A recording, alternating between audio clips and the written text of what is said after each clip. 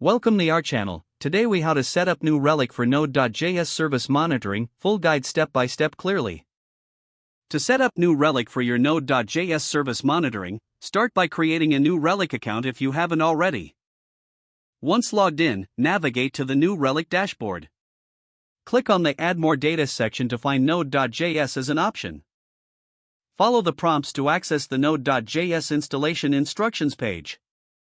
Open your Node.js project in your code editor. Install the new Relic agent using npm with the command npm install new Relic. After installation, create a new file named newrelic.js in your project's root directory. Copy the example configuration provided by new Relic into your newrelic.js file. In this configuration file, locate the license_key field. Paste your new Relic license key into this field, which you can find on your new Relic account dashboard. Next, set that app_name field to a name that identifies your Node.js application. Make sure to require the new Relic module at the very top of your main application file. Depending on your project structure, this is usually an app.js or server.js. Include the line require new Relic to initialize the agent.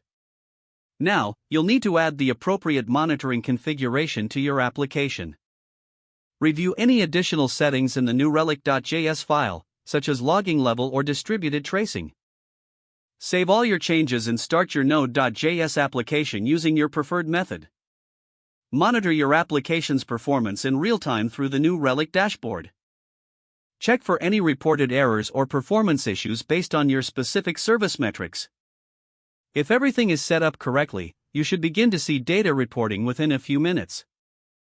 Periodically review the new Relic insights and dashboard to ensure optimal performance monitoring. Consider setting up alerts for critical metrics to stay informed about your application's health.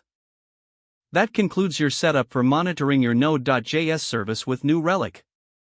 If the page does not load, refresh the browser or try again in a private or incognito window. Make sure you are using the correct email address, then retype it carefully to avoid small typos. If your password is not accepted, use the reset option and create a new strong password you can remember.